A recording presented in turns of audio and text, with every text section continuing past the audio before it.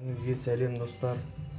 Біз бүгін жарықты қалай өшіріп сөндіруді үйренетін боламыз. Біздер мен сіздер алып кеттік.